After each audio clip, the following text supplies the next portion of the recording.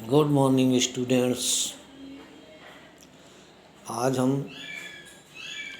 Class 11th में political science book second Indian constitution कुछ व्यवहार और सिद्धांत के बारे में चर्चा करेंगे और चैप्टर नंबर लेसन नंबर 3 पर हम बात करेंगे। इस पर हम लोग कल का चर्चा कर भी चुके हैं लाइव क्लास में। तो इलेक्शन एंड रिप्रेजेंटेटिव ये आपके चैप्टर का नाम है। हिंदी में कहें तो चुनाव और प्रतिनिधि। चुनाव और प्रतिनिधि। तो सबसे पहले हम ये उचित समझते हैं कि हम लोग इस चैप्टर से थोड़ा फेमिलियर हो जाएं, परिचित हो जाएं। चलिए देखते हैं इलेक्शन और रिप्रेजेंटेटिव का ओवरव्यू या इसका एक परिचय। देखो भाई, क्या आपने कभी शतरंज खेला है?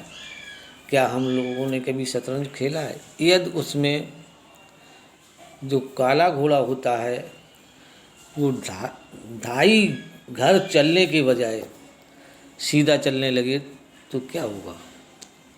या क्रिकेट के खेल में यदि अंपायर ना हो तो क्या होगा?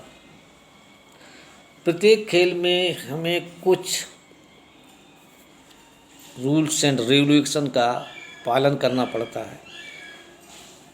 उन रूल्स को अगर बदल दिया जाए तो निश्चित रूप से खेल का रिजल्ट भी बदल जाता है। इसी तरह प्रत्येक खेल में एक निष्पक्ष अंपायर का होना जरूरी है, जिसके जो डिसीजन होते हैं वो सभी खिलाड़ियों को एक्सेप्ट होते हैं, मान्य होते हैं, स्वीकार होते हैं। खेल शुरू करने से पहले ही इसमें सारे रूल्स एंड रेगुलेशन ठीक है, पहले ही अंपायर के बारे में एक आम सहमति भी बन जाती है। खेल के बारे में सत्य है, वही चुनाव के बारे में भी सत्य है। चुनाव संपन्न कराने से पहले डिफरेंट रूल्स एंड रेगुलेशन बनाने पड़ते हैं, जिस पर चुनाव इलेक्शन का जो रिजल्ट होता है वो डिपेंड करता है। ये हमने कैसे नियम बनाए हैं? हमें इलेक्शन को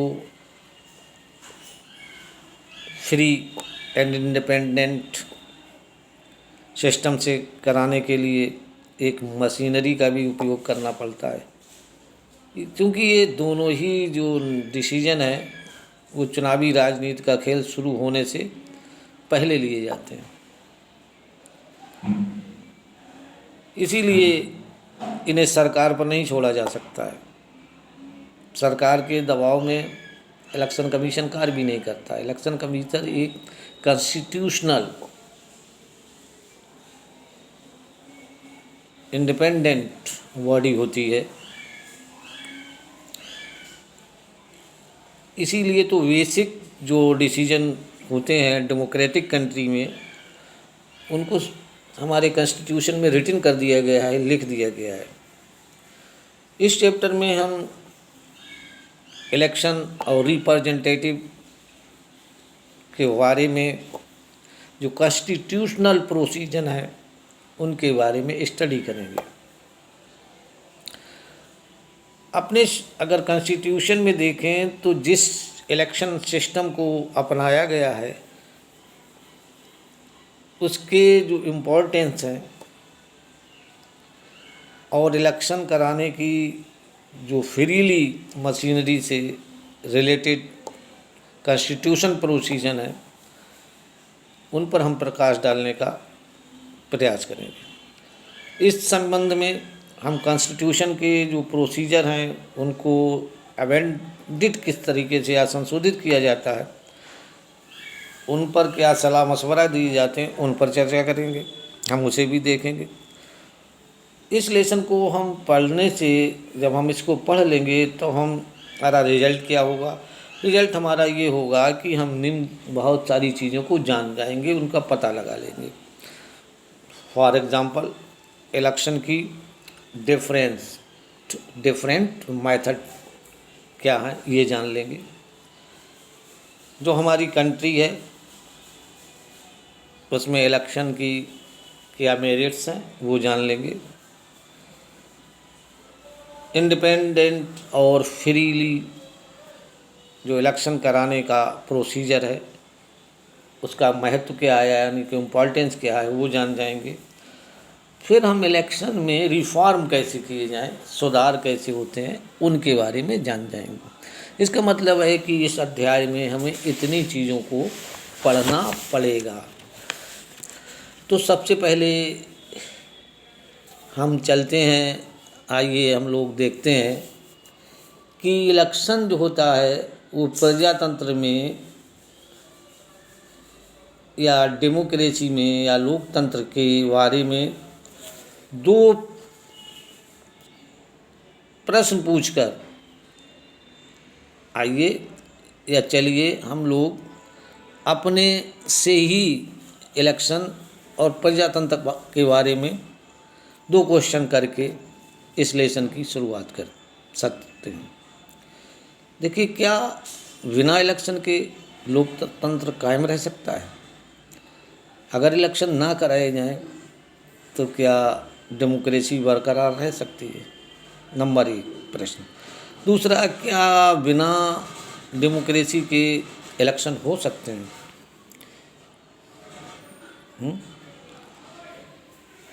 हम लोग क्या करेंगे, चुनाव, इलेक्शन और डेमोक्रेसी के बारे में दो प्रश्न पूछकर इस अध्याय को आगे बढ़ाएंगे। पहला प्रश्न क्या किया मैंने, क्या बिना इलेक्शन के डेमोक्रेसी कायम रह सकती है? क्या बिना डेमोक्रेसी के इलेक्शन हो सकता है? देखो भाई, हमने पिछली कक्षाओं में, पिछले जो क्लासेज हैं, हमने जो कुछ भी पढ़ा उसके उदाहरणों का, एग्जाम्पल का प्रयोग करते हुए हम इन प्रश्नों पर चर्चा कर लेंगे। देखिए, पहला प्रश्न हमें क्या बताता है, पहला क्वेश्चन हमें क्या बताता है? पहला प्रश्न में एक लोकतंत्र में इलेक्शन की जो नीड्स होती है, नेसेसिटीज होती है लोकतंत्र डेमोक्रेसी में, उसका रिमेंबर कराता है, याद दिलाता है। कोई भी डिसीजन लेने में ऑल द सिटीजन्स उस कंट्री से डायरेक्ट रूप से भाग नहीं ले सकते हैं। अतः फिर जो लोग होते हैं अपने प्रतिनिधियों को चुनते हैं, इसलिए चुनाव या इलेक्शन इम्पॉर्टेंस हो जाते हैं। हम जब भी भारतीय डेमोक्रेसी, इंडियन डेमोक्रेसी के बारे में विचार करते हैं तो हम सहज ही हमारा ध्यान इलेक्शन पर चला जाता है। देखिए, इलेक्शन जो पूरी डेमोक्रेटिक प्रोसेस है कि जाने पहचाने सिंबल के रूप में होता है। हम अक्सर प्रत्यक्ष और प्रत्यक्ष लोकतंत्र में अंतर भी करते हैं, इनडायरेक्ट डेमोक्रेसी और डायरेक्ट डेमोक्रेसी में। उसी के साथ साथ जो हैं, हम लोकतंत्र में या डेमोक्रेसी में जो सिटीजन होते हैं उनकी डेली लाइफ, और जो सरकार होती है या सरकार चलाने में जो भाग लोग लेते हैं, उनके कौन कौन से सिस्टम होते हैं उनके बारे में भी पता कर लेते हैं। देखिए, एंशिएंट यूनान में नगर राज्य जो थे वो डायरेक्ट डेमोक्रेसी के करते थे। डायरेक्ट डेमोक्रेसी का मतलब ये होता है कि सारे लोग, स्थानीय सरकारें, खास तौर पर ग्राम समाज हैं, ये प्रत्यक्ष लोकतंत्र के निकटतम उदाहरण हैं।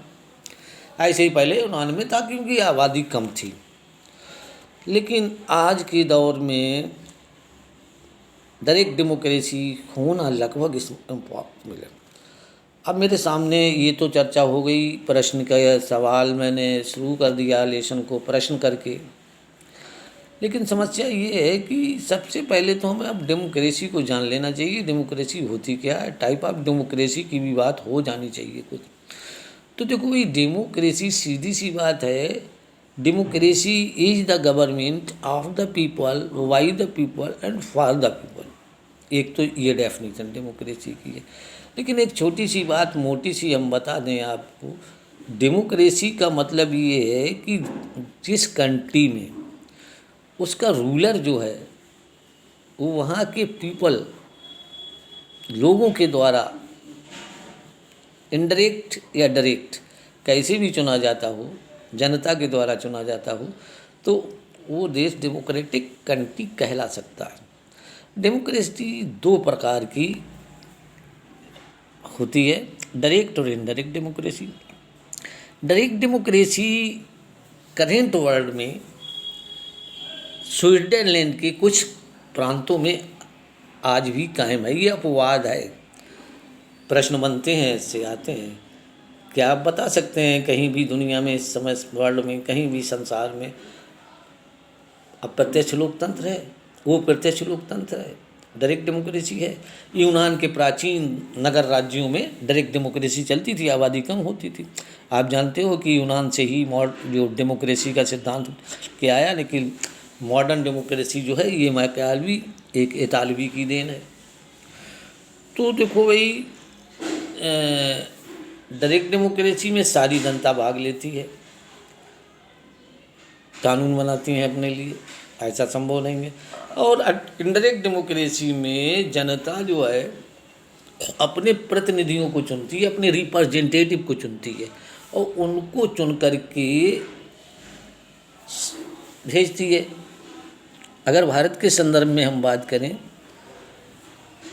तो हमारे देश की सरकार जो है वो सेंट्रल गवर्नमेंट कहलाती है, और हमारे देश में फर्स्ट पास्ट दी वोट, यानी कि जो सबसे अधिक वोट पाता है वो चुनाव जीतता है। ठीक है, तो इसका मतलब ये है कि हमारा देश जो है कि 543 छोटे छोटे निर्वाचन क्षेत्रों में बांट दिया गया, जिनको लोकसभा क्षेत्र कहते हैं। इनसे लोग चुन करके आते हैं जनता के द्वारा, फिर वो संसद में जाते हैं, लोकसभा बनती है, उससे वो मंत्रिमंडल बनाते हैं, प्रधानमंत्री बनते हैं, फिर देश पर सरकार चलती है। ये इनडायरेक्ट डेमोक्रेसी है, क्योंकि हमारे चुने हुए लोग जो हैं वो सरकार में भाग लेते हैं, हम सीधे सरकार में भाग नहीं लेते हैं, हमारा प्रतिनिधि भाग लेता है। तो ये इनडायरेक्ट डेमोक्रेसी का उदाहरण है, हमने भारत से दिया आपको। देखो बहुत सारी चीज़ें इसमें हैं हमारी। तो पहले प्रश्न पर ही हम चर्चा कर रहे हैं, क्या बिना विदाउट इलेक्शन डेमोक्रेसी का असिस्टेंट तो रह सकता है या डेमोक्रेसी रह सकती है, उस पर बात हो रही थी। हम वहीं वापस फिर आ रहे एक बार। तो देखो, आपने देखा होगा या लाखों करोड़ों लोगों को जो डिसीजन लेना पड़ता है, इस प्रकार के अगर इनडायरेक्ट डेमोक्रेसी को हम व्यवहार में नहीं लाया जा सकता है, क्योंकि जनसंख्या अधिक होगी। पहले ही मैंने बताया कि निर्णय लेना, सब लोग अगर इकट्ठे हो जाएं, भीड़ हो जाएगी, तो वो मेमोक्रेसी हो जाएगी। भीड़ डेमोक्रेसी के बदले में मेमोक्रेसी यानी कि भीड़ तंत्र हो जाएगा। इसलिए जनता का शासन का अर्थ जनरली जनता के प्रतिनिधियों के द्वारा चलाने वाले शासन से होता है। ऐसी जो अरेंजमेंट होती है उसमें सिटीजन जो होते हैं वो अपने रिप्रेजेंटेटिव को इलेक्ट करते हैं। जो कंट्री के शासन, यानी कि शासन का मतलब गवर्नमेंट, और प्रशासन एडमिनिस्ट्रेशन को चलाने में एक्टिव रूप से भाग लेते हैं। इन रिप्रेजेंटेटिव को इलेक्ट करने की जो सिस्टम्स हैं, मेथड हैं, विधियां हैं, उनको इलेक्शन या